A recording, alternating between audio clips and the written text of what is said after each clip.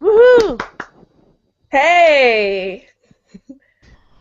Hey everyone, Nichelle, I can't even see the on-air button, so Oh, I can't tell if we're on air. So oh, I'm we're gonna I'm gonna live. We're ask if you can live. hold. We are live. Hi. Okay, excellent, excellent. If you can do me a favor and do the introductions, because my iPad, I'm calling in from New Jersey, everyone, and my Wi-Fi is spotty, but also I'm doing an iPad and it's a little bit delayed. So I want to make sure that the folks who are tuning in, they know that this is Get Baked. BakeSpace.com and Cupcakes Take the Cake are teaming up for a weekly baking show. But Nichelle, do you want to do me a favor and introduce our guest? Because I want to make sure that my Wi-Fi isn't making me choppy, and just let me know if you can hear me clearly. I can hear you clearly. Hi, my name is Nichelle Stevens. I am the co-founder of Cupcakes Take the Cake, and I'm actually on the road too. I'm in Brooklyn. This Thursday we're having Tech Munch, and I want to introduce our two guests today. Emily Butler of the blog The Lazy Paleo, Hi guys.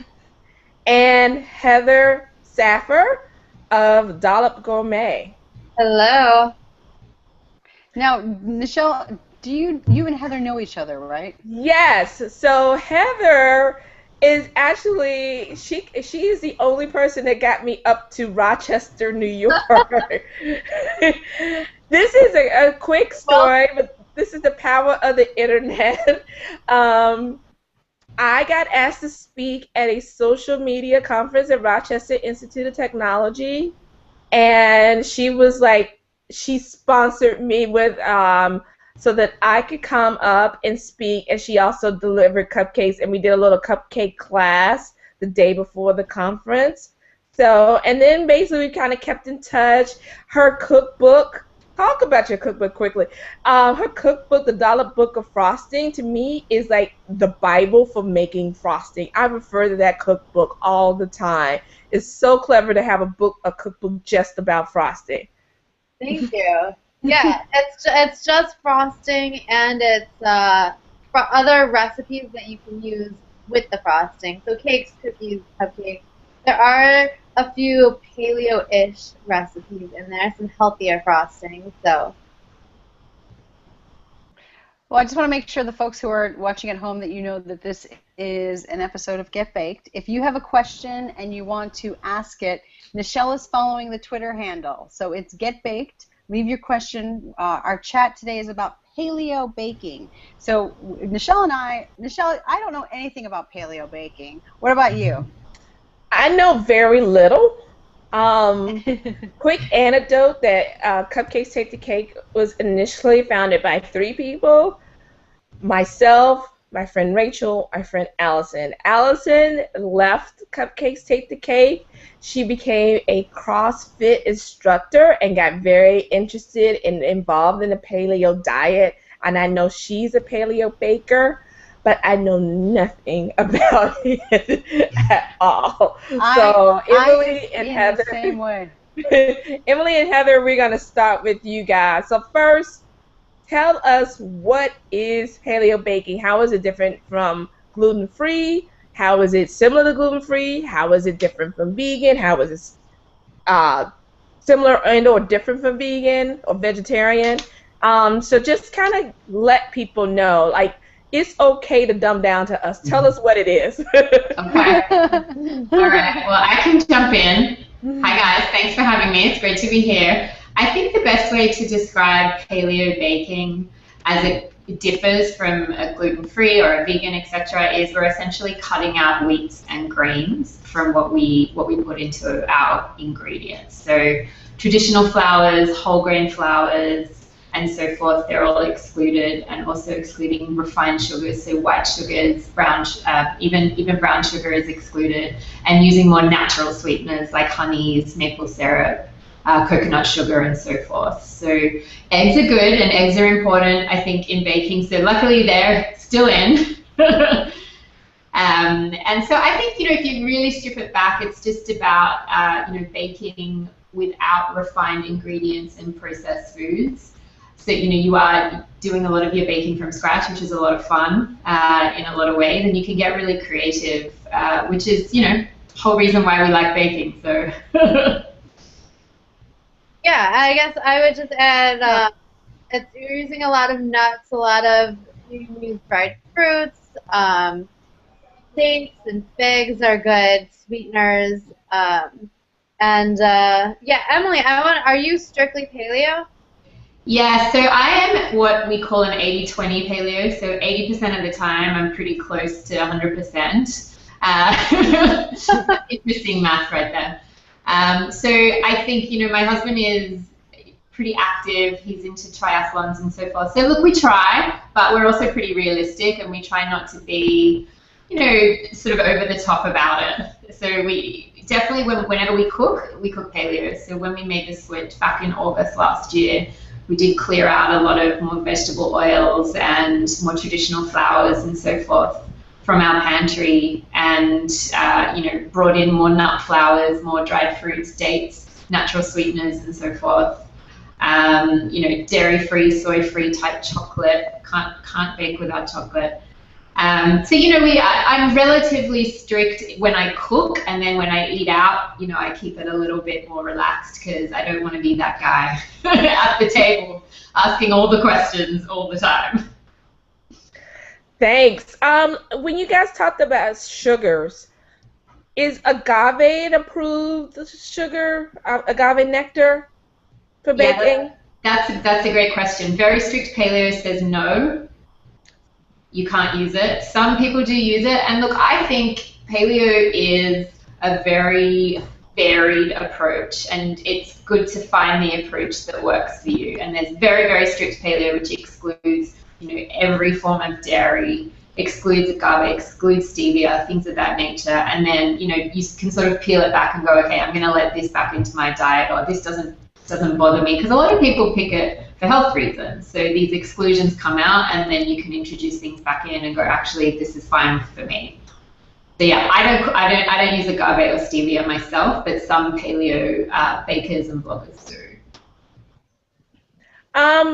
Heather, let me ask you this. Since you first started out, I met you when you had your bakery and stuff like that. How easy as I guess a professional baker to maybe make the switch? I know you're not completely converted over, but I know you do more paleo baking than you did, let's say, 4 or 5 years ago. So what were some of the things that you, like ingredients and maybe even materials that you bought, or research that you do to kind of get into that paleo baking? Yeah, I'm not strictly paleo. I do some paleo baking. I am strictly gluten-free and mostly dairy-free. And so as far as paleo baking, when I started doing some of that, because I do CrossFit regularly, so paleo is a big lifestyle with the CrossFit. A lot of, I think coconut flour is a big staple, coconut oil. You can use almond flour. I personally don't tolerate almond flour very well. The high concentration of almonds just makes my stomach hurt. Mm-hmm. But coconut, so I use mostly coconut flour. I have coconut flour in my pantry now.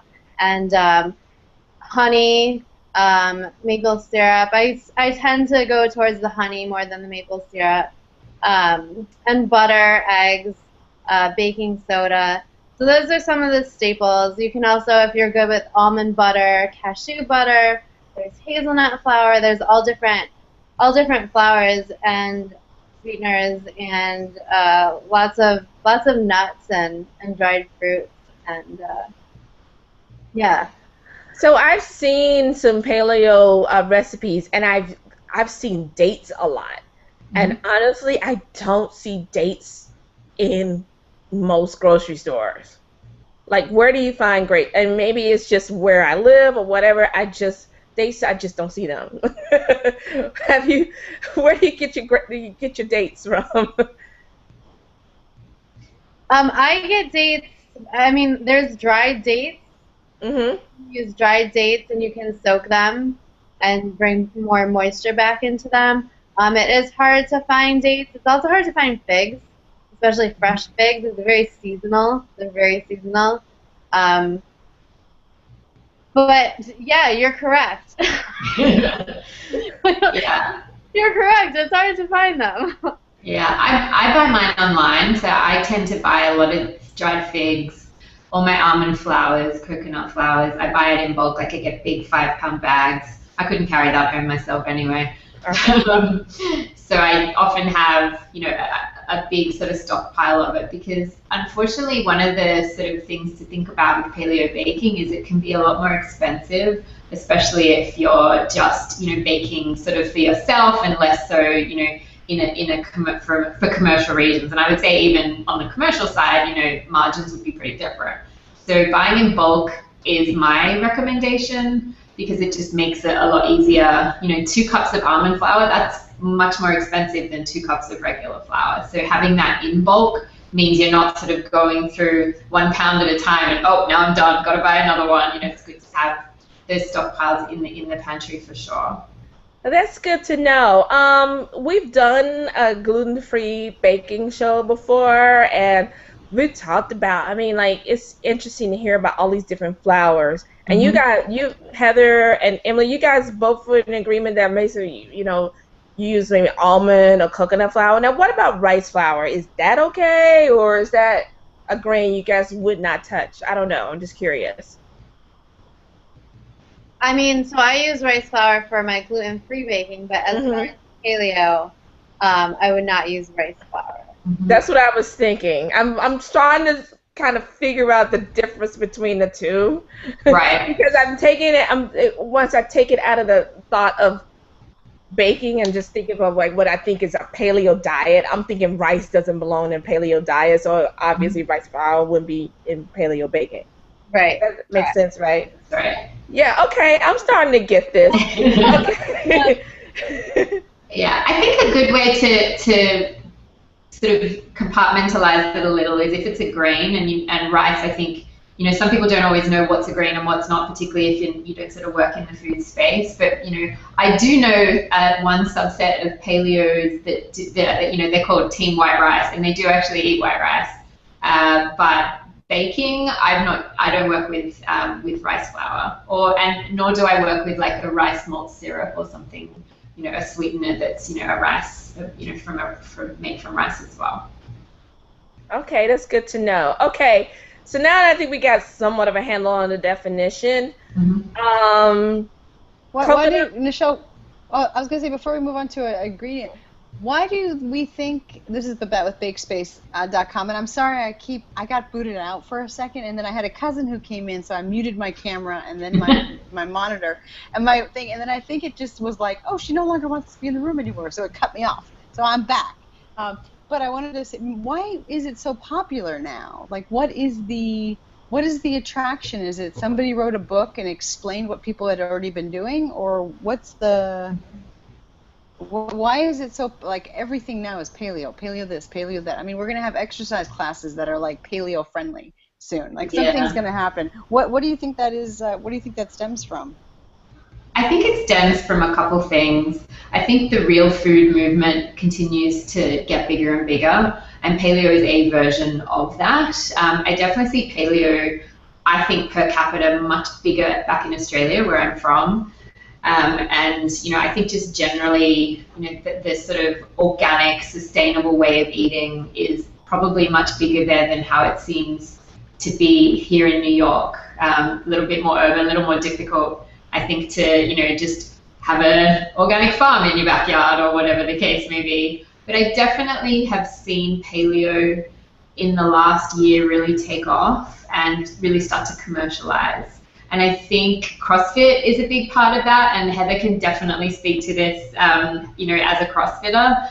So I think there's two sort of camps. There's the CrossFit paleo camp, and then there's the more sustainable real food camp, and they cross over for sure, but they often come from different sort of beginnings. So maybe Heather can speak to it a little more as well. Yeah, I think definitely the real food movement had a factor in it, but also CrossFit, once CrossFit kind of enveloped the paleo diet, I feel like people looked at CrossFitters that were super fit and really strong and in great shape, and they're like, oh, well, they're on this paleo diet, so if I go on the paleo diet, then I can look like that and be that fit and healthy and strong. Which I don't, I don't really know if it's correlated in type, but I think that's really a huge factor in what's pushing the paleo lifestyle forward. And then it just kind of keeps growing as more products come out that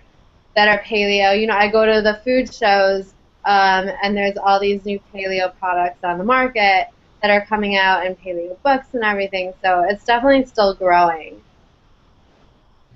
Have you seen? You said products. Have you seen any products that you're like paleo marshmallows? I mean, I'm making that up because I don't even know if that's in the. I like marshmallows. But have you been like what?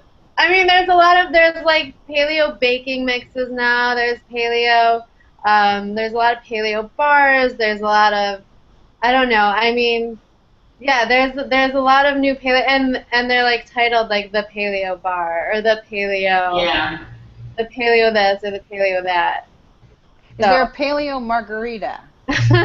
There is. It's a very important margarita. You need to know about this margarita, but yes, there is. Yeah, I think just to build on what Heather just said, you know, I just went to a paleo conference in Austin a couple of weeks ago called Paleo FX, and I was pretty fascinated by the sort of commercialization. And, you know, I think when and I don't like to call it a diet because I don't feel like I'm on a diet. You know, I think that diet can have sort of negative connotations, but, you know, there's things like, and I don't know if you can see this, but like this is a paleo stand in Whole Foods, which I saw the other day. And I had to take a photo because I was like, wow, that's new. You know, there's a lot of products, and I think what I would like to see is people continuing to bake, say, the paleo way rather than buying a baked good all the time, because, you know, I think it starts to move away from what paleo really is, which is just eating great unprocessed food. So, you know, and making a paleo product that has a shelf life is not easy. You know, because it doesn't have preservatives and it doesn't have all the kind of nasty things in it. So, you know, I take my hat off to people who are developing products because it's not easy. I'm sure it's, you know, it's quite a fine art in a lot of ways. Now, Michelle, I cut you off. I'm sorry, I cut you off earlier. If you wanted to ask your question. Oh, yeah. Well, I mean, you were just saying that like paleo is not like a diet, so it sounds like more like a healthy, like living, eating lifestyle, whether you are a CrossFitter or not. But my question was earlier about like ingredients. So I think Heather, you mentioned coconut flour and almond flour, but okay, so those are the dry ingredients. Eggs are definitely okay in a paleo diet, and eggs are great for everyone who loves to bake, so we don't have a problem with that. Now, the sweeteners, you said agave is pretty much a no-no, but dates, what other things do you guys use to sweeten paleo baking? Honey, maple syrup. You can use plantains, which is like a banana, but That's good. Yeah, that's a great idea. I never thought of that. That is good. Yeah. Then you can also use bananas. You can use all kinds of fruit. I mean, there's not like I'd love to say there's a gazillion different types of sweeteners you can use, but there's not a gazillion different types. But I mean, there's a ton of different recipes you can have you're not going to just be creating like the same cookie over and over again. Do you find that you have to alter a recipe for if you're going to be, is it more of that sweetener or less of that sweetener? Is it the way that sweetener bakes up is different? How do you take that into account if you're converting a recipe into like a more paleo-friendly recipe? I can answer that. You're on a roll. I don't really convert all my recipes to paleo. Like I'll use different recipes, but sweeteners, it's also your taste preference too, right? And I always say that. I've always said that in all my baking. I say that in frosting making, and you know, it's kind of a taste preference. How sweet do you want it to be? And I've learned that everyone has a different sweetness level of what they want. So, I mean, you can add more, you can add less, you can play around with it, you know, kind of whatever is going to be delicious to you, because you still want it to be delicious, right? So I actually have a question more about baking times. Now, even if you're not converting a recipe, but even just developing a baking recipe, or have you noticed in your paleo baking, do things take less time to cook or to bake or more time? And do you prepare your batter or dough or whatever the night beforehand, or you just do it right away?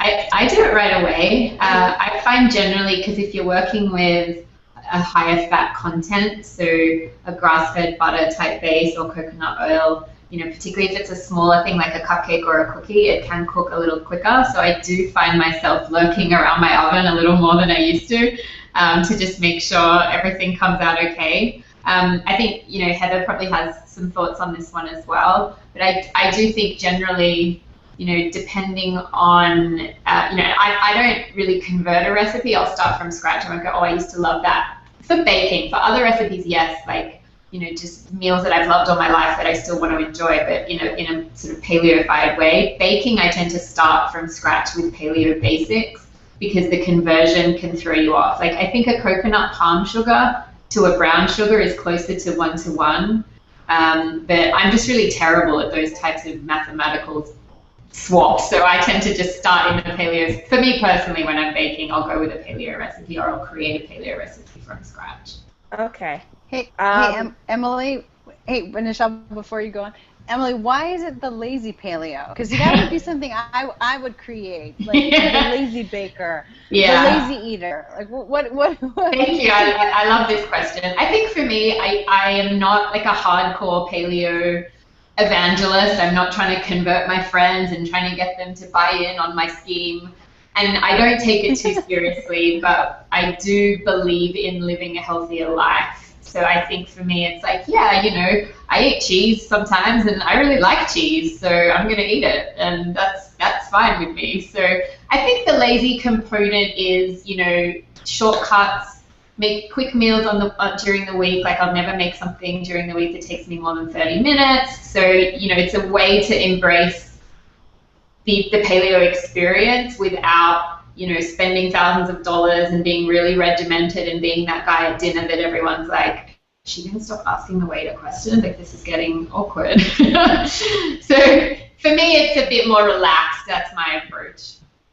So we have a question from the Twitter. Jane Evans Bonacci, the Heritage Cook. She asks, is paleo always gluten-free and safe for celiacs? Because I would say yes, but you guys, what's your answer? Heather, do you want to take this one? I would say yes. Yes, for the most part, yeah, because you're not using any grains, you're not using any flour, you're not using anything that's going to contain gluten. So it's, you know, if I was at a bakery in LA a few weeks ago and they had paleo baked goods, and so I mean, I knew they were safe. So yeah, I think it always goes that way. So if it's paleo, it's going to be gluten-free, but not all gluten-free products are paleo. Right. No. So that's I would compare it to like whiskey and bourbon, because all bourbon is whiskey, but not all whiskey is bourbon. So all paleo is gluten-free, not all gluten-free is paleo. Mm-hmm. Right.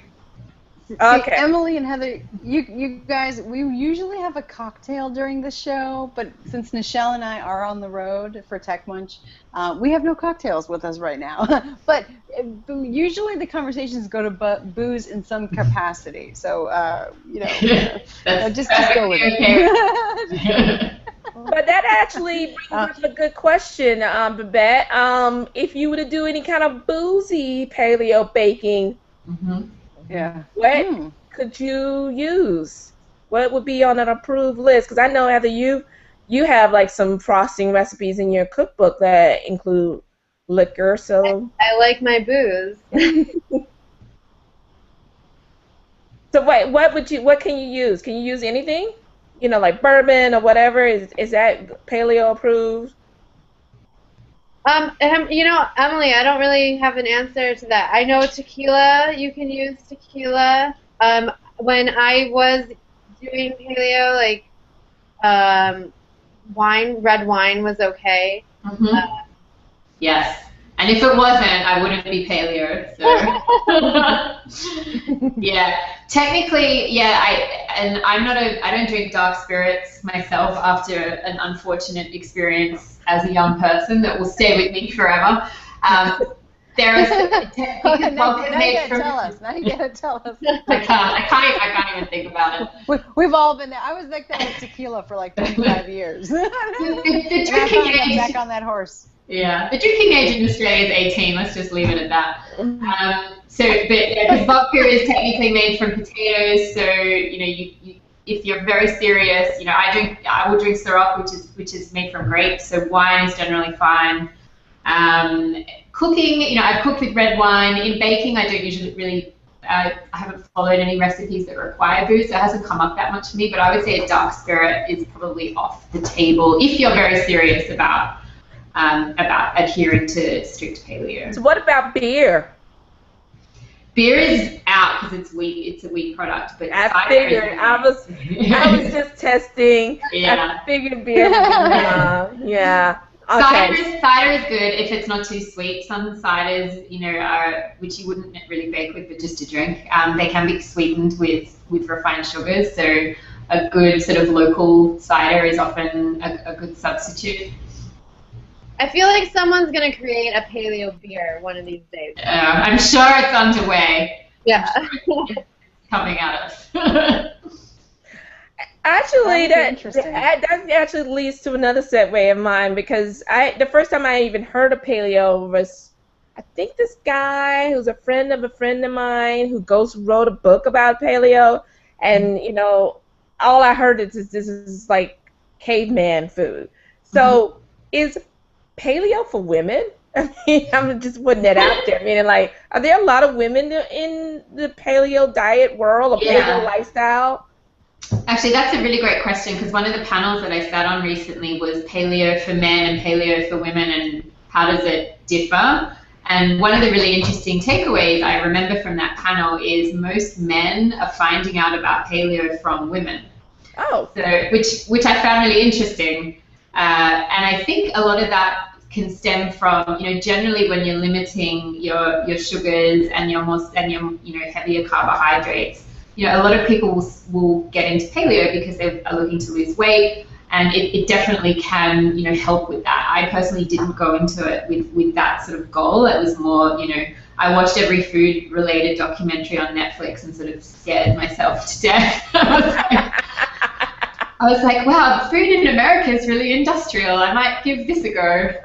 But I do think, women are probably more vocal about it, but then there's definitely, I would say, and Heather, you could probably speak to this better than I can, that there's a lot of guys do CrossFit. So, there's certainly that community as well. So I think there's probably more women who follow it. Men are probably, I think men are just generally a little more chill, don't necessarily talk about their diet and what they eat quite as much. Yeah. I don't know. I've dated some guys that constantly talk about their protein. Oh my God, that would be terrible. That would be like the worst. I never wanted to date or marry a man who would worry about his weight more than me, or worry about his hair more than mine. I don't want anyone that crazy. Eric has great hair. Yeah, no way. I've definitely improved over the years. I've had men who are not too worried about. They start with a good base, and then from there they can, it's like icing on the cake. No, Nichelle, are you thinking about doing paleo? I wanted to, I want to incorporate more of that, but then from my just whole ethos of cupcake baking and stuff like that, I don't think I will ever be strictly, because I feel like I would be limiting myself out of my whole brand, I guess. Yeah. I kind of can't. I'm a vegetarian, and I'm nervous as a vegetarian. I'm limited because every time I hear caveman diet, I always think like, what would I eat? What would I be able to have? Am I totally misreading this whole thing?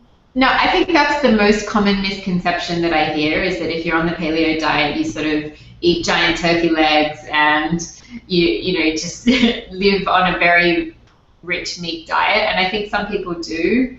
For me, I eat a lot of fresh fruit and vegetables, a lot of fresh fruit. My husband is not fully vegetarian, but he prefers to eat, a lot less meat. So we're quite pescatarian during the week. So I do think, there's a bit of a confusion with imagining actually what a caveman would do and what this really looks like in reality. And I think paleo has some it gets a bit of a bad rap sometimes as well. So I don't necessarily, I don't always sort of shout it from the treetops because I think, I just like to say, I just like to eat good, healthy food.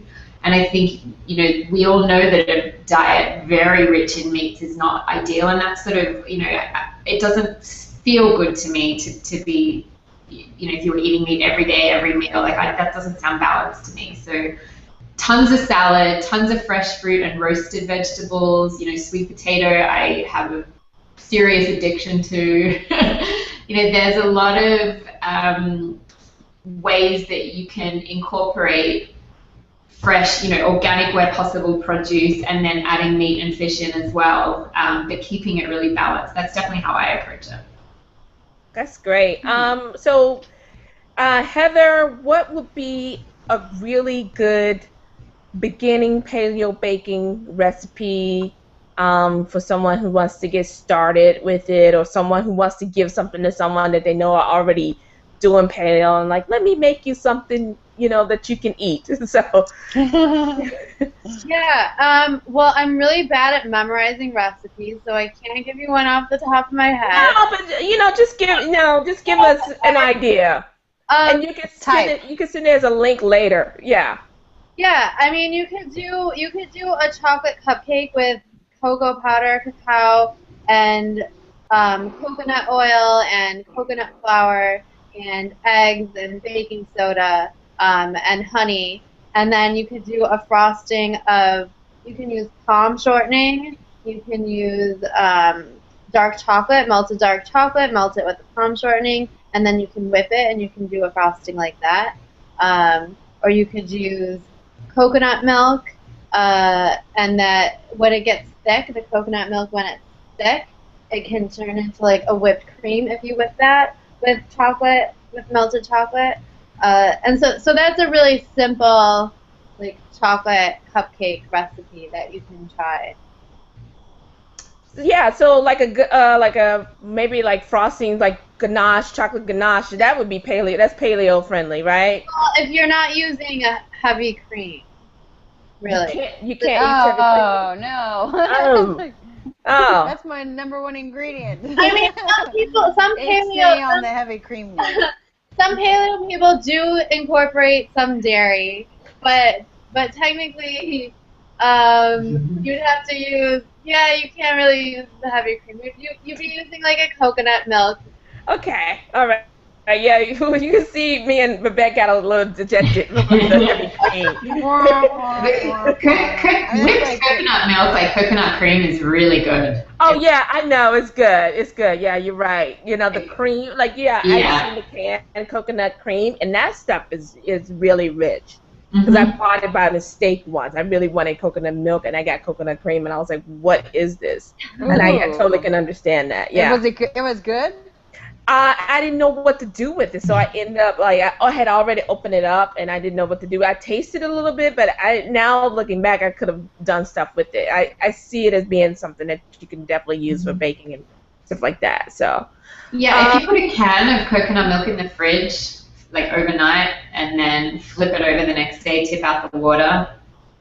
What you have in the water is, because it'll separate overnight, particularly if it's an organic one that doesn't have guar gum or anything like that in it, and that's the cream, and then you can whip that And that's like a really simple, just coconut whipped cream with a little bit of vanilla. Make sure it's cold.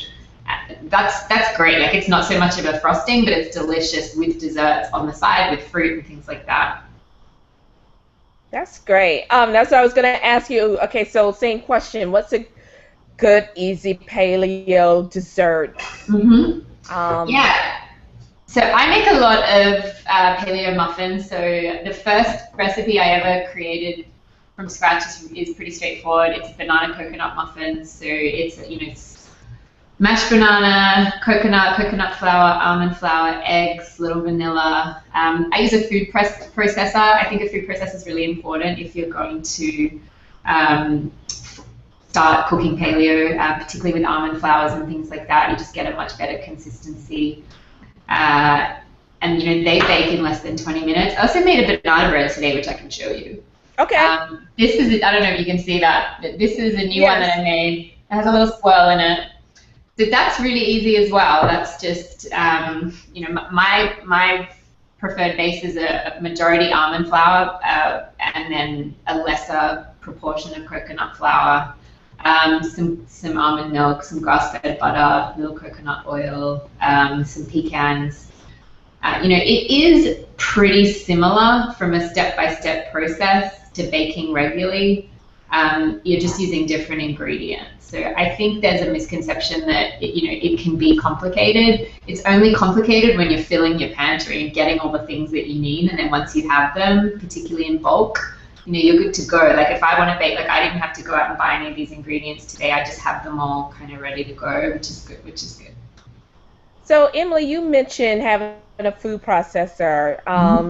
Is that really only for, like, maybe mixing up almond flour or coconut flour, like for just getting your dry ingredients ready, or do you do that because of, like, maybe like if you're baking with dates or bananas or some of the fruit? Yeah, and I use it to chop up nuts and things like that. So, and you can also use it to make, you can make an almond meal. So if you want to chop up almonds to be very, very fine, that really is what almond flour is. It's just a very, very fine blanched almond flour. So yeah, I use it, definitely to get for my final stage to mix everything together. I'm pretty weak as well, so I reach a point where I make my husband kind of finish mixing something in a bowl. So clearly not a professional in any sense. But I prefer it because it gets a really nice consistency. Almond flour can get if it's not sealed properly, it can definitely clump together. So I always kind of do my best to loosen it up with a fork before I start. For me personally, I find mixing a base for paleo baking in a food processor to be the easiest. Because I really don't like cleaning it. That's another story. So Heather, what about you? Do you use a food processor when you're doing paleo baking, or are there any other tools that you use that you probably didn't use when you were just doing, I guess, straight baking? No, I don't like to buy stuff, so yeah.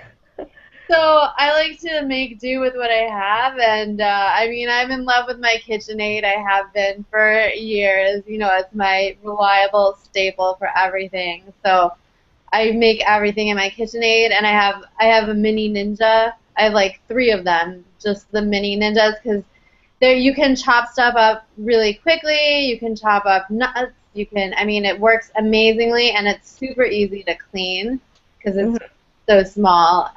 So that's really all I use is the KitchenAid and the mini Ninjas.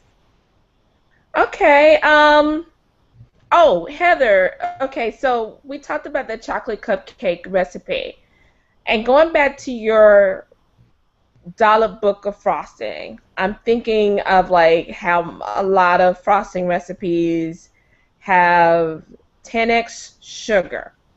So what do you do to make a paleo buttercream? Use coconut cream or? Yeah, you can use coconut cream. You can, right? It's not going to be exactly the same, right? Yeah. It's just not. Okay. But butter is still paleo. Grass-fed butter is still paleo, so you can use butter. But you know, you're not gonna get like the typical traditional buttercream with paleo. You're gonna do a lot more of a ganache, like an icing. It's gonna be, or like a whipped cream type of frosting. You're not gonna really get the buttercream out. Okay. And you know, I try to eat, the way I eat is I try to eat all natural foods, not necessarily paleo. I do eat gluten-free, but I try to not eat artificial stuff, anything with preservatives. But I have not given up my sugar, so I still eat. And I mean, my frosting line, it's got healthy palm oil, it's got healthier ingredients, but it still it has organic cane sugar in it, so it still does have sugar in it. So that's the way I eat, like majority healthy and then some sugar. Thanks. Okay, so what are some good resources for people paleo baking? Websites, cookbooks? Where can people find more information about paleo baking online? I mean, it sounds like, Emily, you probably be a good resource, but like, where do you also find things? Because you mentioned that you went to a paleo conference, so I'm sure you've gotten a wealth of information since that event. That's one reason why I love going to conferences myself, to learn new stuff. Yeah, I think the paleo blogging community is fantastic, and there were two blogs that I started reading a little more casually before I decided to, really give paleo a go, and that's againstallgrain.com by Danielle Walker. Mm-hmm. She's fantastic. She, lives a completely grain-free lifestyle, and has a ton of fantastic baking recipes. We actually reached out to her to be on the show. And her folks, I think she's on vacation right now, but her folks were like, "What time would the chat be?" So they were very receptive to sharing their message. So at least we were on the right track. Yeah, she's great. I have all of her cookbooks, and I think they're very easy to follow. So she's a great resource. And then Eat Drink Paleo is an Australian blog by Irina Macri, a girl I used to work with many, many years ago. So I think between the two of them, that's where I sort of got my start and testing things out and knowing where to begin. I think it's important to know that you will mess up. You will buy an almond flour that doesn't work, and you will bake something and it might fall apart, and you might think, this is crazy, what am I doing?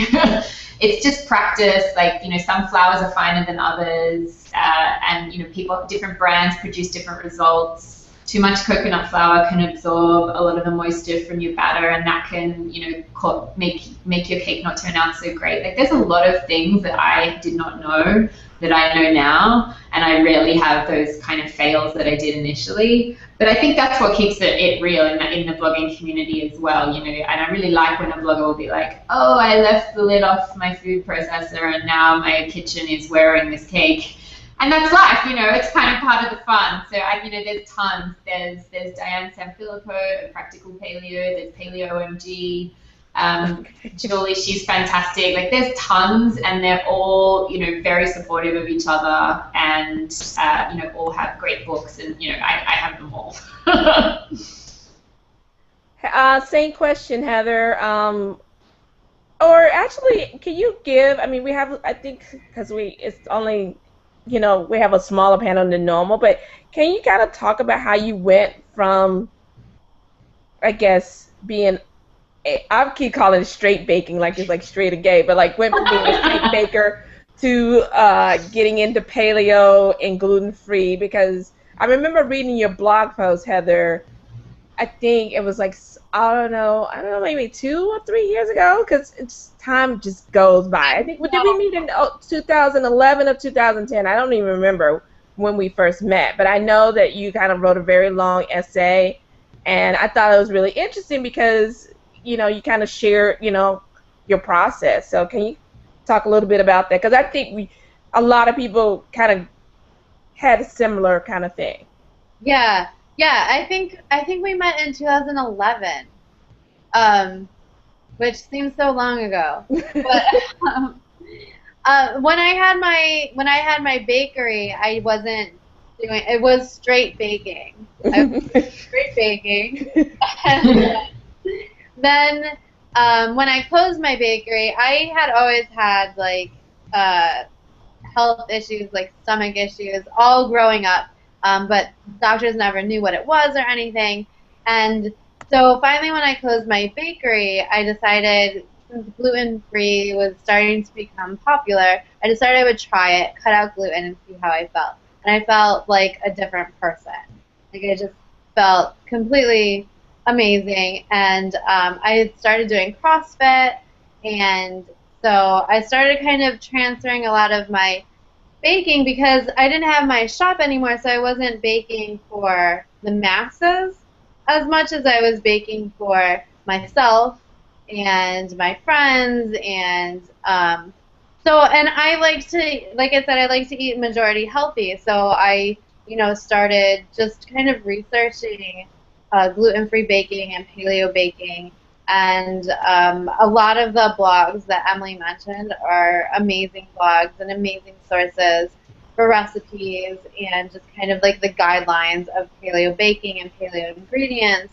And it's not, it's not as hard as like I think people might think it is. And it's not like with straight baking where there's a gazillion more. I'm just going to keep using that now. I think it's great. There's a gazillion more like ingredients that you can get. Paleo baking is kind of easier because you're limited. So it's not as overwhelming, right? When you're limited to ingredients, it's not as overwhelming and it's more manageable, and you can still be creative with it. I think we have about. It's funny because since I'm on an iPad, I have been looking. Emily, you have a clock behind you, and I keep looking at the clock, going, "Oh, that's going to tell me how long the show is." So we've been going for about 45 minutes, and we have about 15 minutes left. And Emily, you had hit upon something where you said, had I known then what I know now, and some mistakes I made. Maybe you guys can talk about like some common mistakes that people do. And maybe some lessons that you learned. I mean, it doesn't have to be, everyone does this, but it could be, these are the 3 things that I did that were a big mistake in the beginning, particularly with baking and paleo. If you guys can share any of those tips and maybe the advice of what not to do or how to make sure you recover from those things. Like if someone would have told you, it would have saved you a lot of time. Yeah, I think the biggest one for me was knowing the difference between almond flour and almond meal. So I made a lot of recipes using it's Bob's Red Mill, and it's called almond meal / flour. But it really is more like an almond meal. So I would use that in recipes that called for almond flour because it did say, it is represented in that way, but it's actually not as fine. So if you would use that for like a flatbread or a paleo pizza base or something like that. I mean, and there was one recipe I made it like 4 times, and every time I would cut the pizza and I would pick it up and it would fall into like 50 pieces, and we'd end up eating it like a salad. I'd be like, this is fine. It's fine. I'm like, we can work with this. So I think knowing what type of almond flour to buy if you do, bake with almond flour, knowing the difference and knowing, the finer the grind and things like that. Like I wouldn't have had a clue about things like that. So knowing that now, that's, I just have my go-to brands, and I have a shopping list on my blog, which I actually use myself, which is just a helpful kind of the basics that I use and the brands that I use. Because I do think, that they can vary by brand, which can produce different results. So that was the biggest one for me. Can you post a link, tweet that out, and just put a hashtag Get Baked when you can do it a little bit later, but I think that would be great for people as a resource for them to get started. Yeah, it's called A Beginner's Guide to Paleo. So it sort of talks through what I did, sort of why I started, and then all the steps we went through, and then how I sort of eat day to day. Like what does a normal day look like? Because my friend asked me, she's like, how does this work? Like, it just seems so complicated. What do you actually eat? So I wrote, it's pretty helpful, I think. It makes it sort of a little more, a little clearer about how you actually do this day to day. So yeah, I will tweet that out for sure. Heather, so what have you learned, or I think what pitfalls to avoid? yeah, I think one of the biggest things, I think Emily touched upon it earlier, is that when I first started, I didn't realize that when you're baking paleo, that stuff does cook a bit faster, and so you do have to either lower the temperature or lower the baking time. And so yeah, I've burnt quite a few things. Mostly when I'd be trying to make like peanut butter bars or something, I'd overcook them. They still tasted good though.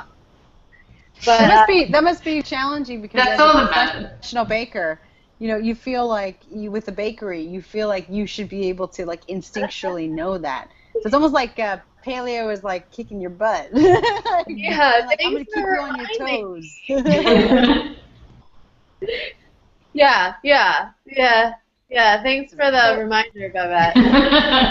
So are you thinking, Heather, maybe a bakery with paleo stuff? No. Or are you gonna ever go in that direction? What about a cookbook?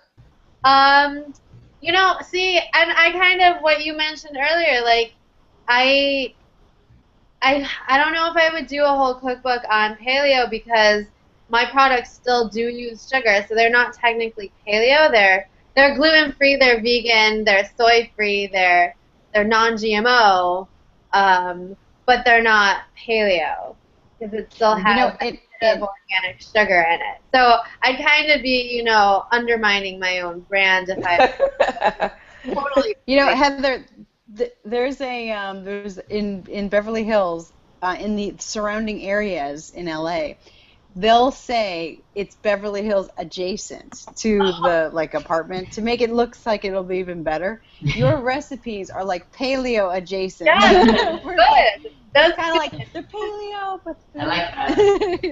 I think the lazy paleo. I think you need to make a cookbook because I would buy that. I'd be like, anything with lazy in it. I'd be like, that is for me. The lazy baker, the lazy. I'm like a lazy sleeper. In fact, I like something super super easy. Well, I think Nichelle. I think we're gonna have to try to do some paleo baking soon. I think we're going to have to try some testing out. Yeah, give it a go. I'll bring something to Tech Munch. You guys can try it out. Oh, great. I was actually awesome. ready to ask if you were coming. I wonder if our... Oh, go ahead. I was going to say, I was thinking of our lunch, and I was thinking, oh, shoot, because you always have to worry, like, when you order lunch that's being catered at the conference, you're always like, okay, do we have anything for vegetarians? That was, like, the first thing. And then the vegans was, like, it was, like, an extreme that I thought, okay, we'll get some stuff for vegan stuff. And then you think celiac, you think gluten-free is like the next thing. And now it's like paleo. It's like, when will this ever stop? I know. 50 shades of menus, it's really pretty incredible. So and then at that point you just raise your hand and you go, I can't please everyone. Yeah. That is it. Bring your own sack lunch. Well, our cocktails will be paleo. That's what we'll do. You had me a cocktail. Sounds good. Oh, we'll have to have you guys on a paleo cocktail show. Maybe there's a way that we can.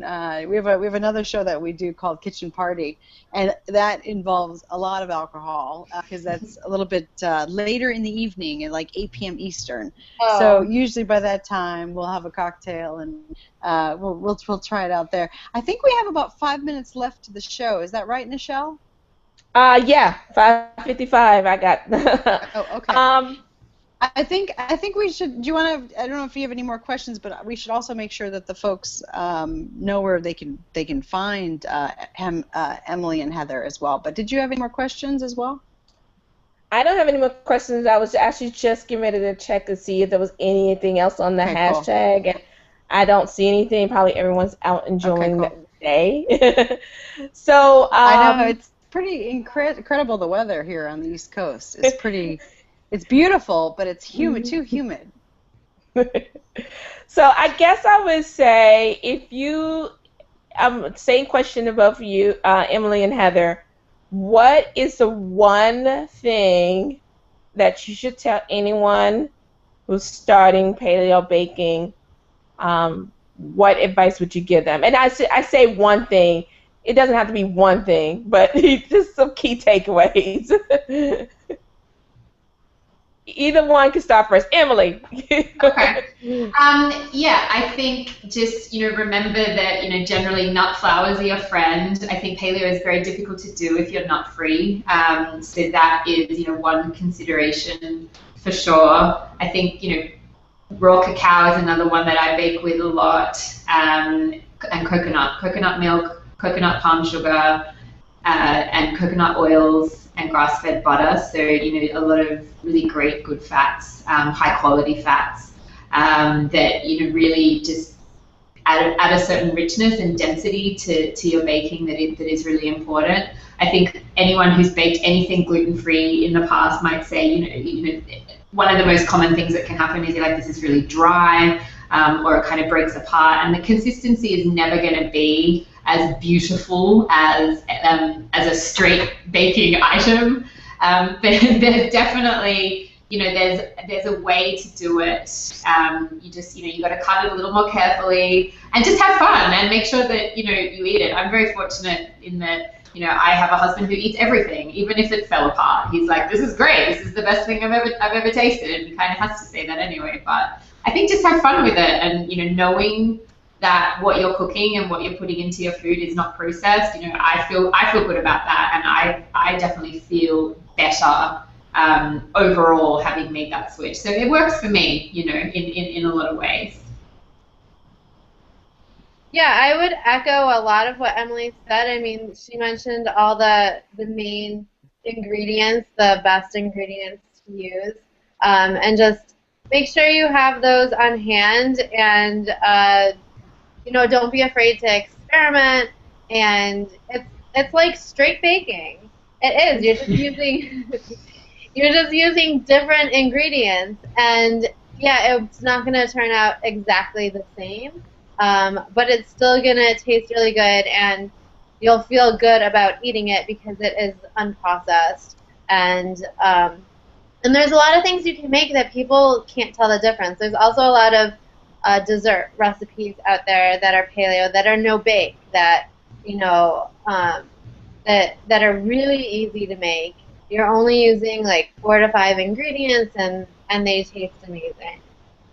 And yeah, I'm glad you mentioned no bake. And I don't know if we're gonna do a raw baking get baked, but I think definitely like raw baking or no baking. Right, now if it's Actually, not baking, is it really baking? yeah, No. but also that it's great.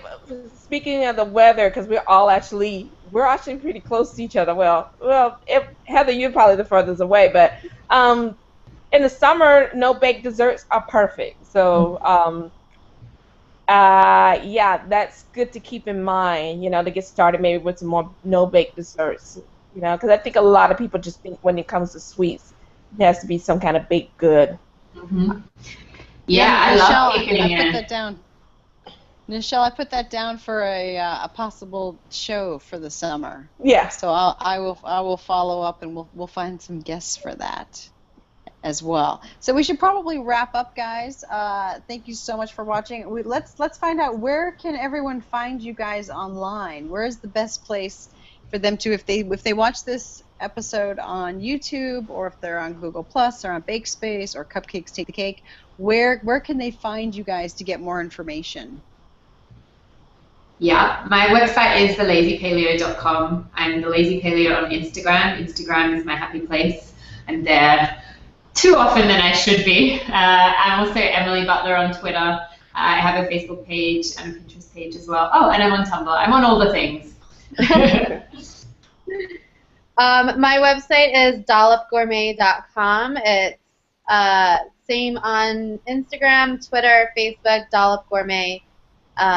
DOLLOP, not a UP. And Heather Cupcakes also on Instagram and Twitter. And I am Nichelle Stevens. You can find me on cupcakestakethecake.blogspot.com. If you're in New York on Thursday, you can find me at Tech Munch, New York. I am Niche on Twitter, and I'm also Cupcake Blog on Twitter. Cupcakes Take the Cake on Instagram. Anyway, if you put in Google Nichelle and cupcakes, you should be able to find me. No problem. That's pretty much it. You're hilarious. You know, we're at BakeSpace on pretty much every platform except YouTube. But YouTube, I actually have the at BakeSpace one, but because I used a different email address, I cannot reset the dang password. I have So this I'm at that point. You do? Yes. It is terrible. YouTube, I know. I'm like, who do I talk to? You know, who do I say that what we're doing? So it's BakeSpace TV on our YouTube channel. If you guys are watching the show, I should have probably said at the top of the show, but we had a little technical difficulty, so make sure you subscribe. And then also we're on Google Plus, we're on Twitter at BakeSpace, we're on Pinterest. Instagram is one of our new loves. We've been on there for a little while, having a great time sharing pictures, and I love the community engagement on that platform is fabulous. If you're looking for recipes, definitely go to BakeSpace.com because we have 60,000 recipes submitted by members. So you'll find something you love, or if you want to make your own cookbook, come to our site and we'll help you publish it for free as well. We do the show every Sunday. I'm on an iPad, so it's funny because usually I have my webcam up here, but because it's on the side, I'm not really sure where to look at our audience. But we do a show every Thursday. We do a show every Thursday called Kitchen Party, and then our Get Baked show is every Sunday, 5 p.m. Eastern, 2 p.m. Pacific. You can go to BakeSpace.com and click on the blog link, or BakeSpace.com live to see all of our new shows. I don't have our list for next week's show because I have Tech Munch on the brain. I don't think the big show is. I don't think. Are we doing the show Memorial Day weekend? Because next weekend is Memorial Day weekend. You're right. We're off. You're right. Yeah, that's good. That's good to know. I forgot about that. That it was Memorial Day weekend. I think I knew because we were at the conference. If you guys are food bloggers and you're watching the show, we are at Tech Munch, New York on Thursday, May 21st. It's techmunchny.com. There's still a few tickets left, very few, because we're almost at capacity. We're going to be Emily's speaking on a panel about content marketing and community building, and we have a ton of other panelists talking about Instagram for food bloggers, talking about working with brands, talking about a whole bunch of great stuff. About.com and The Laughing Cow are two of our bigger sponsors who are going to be feeding us and keeping us, well, keeping us very happy. Chameleon Cold Brewed Coffee is going to be serving coffee all day, and I think we have good pops. We have Nichelle, I don't know if I told you this, but we have poptails. Yeah, I don't know You know what poptails are. Basically, it's popsicles dipped in alcohol. Oh. So you have like a cocktail infused. You either have a popsicle infused cocktail or a alcohol infused popsicle, whatever floats your boat. But that should be really fun because they have so many cool different variations, and we'll have tequila and vodka there. So I'm really excited about that. So they came up with that idea, and because I was like, oh, too bad you guys don't have an alcohol infused popsicle, and they're like, well, actually, for you guys, we'll do something. So we're really excited about that, and MailChimp is one of our other sponsors as well. We have a few other sponsors who we're really excited about. But Nichelle, I will see you on Thursday, and Emily, I'll see you on Thursday as well. I'll see you then too. Can't wait. Heather, where are you out of? Rochester, New York. Rochester, and you're here. I went to Syracuse, so not too far. I wish we would have met earlier. Maybe we could have had you come down to Tech Munch. Yeah. Oh, and Heather is going to be at the Fancy Food Show in New York. Very cool. In June. End of June. So if anyone who's watching is going to be at the Fancy Food Show, come to her Dollop Gourmet booth. Yes, it'll be there somewhere. Oh, that should be amazing. They do such a good show. So I'm super excited about that. So, Nichelle, are you going to come back up to New York for that, or are you staying in Atlanta? Probably not, but I'm going to talk to Heather offline at some point, and we can brainstorm how she can make her area really fun for the show. Cool. All right, guys. Well, thank you so much for joining us. I hope you guys come back again and be guests on the show again, Emily and Heather. Will you guys? It's an open invitation. Will you guys come back? Yeah, absolutely. Thank you for having me. Okay, cool. Oh no, you guys are great. We'll find some other topics too that we can talk about. For those of you who are watching at home, make sure you subscribe to us. Nichelle, always a pleasure to spend an hour with you every Sunday, and I will see you on Thursday. See you on Thursday. Bye, guys. Bye.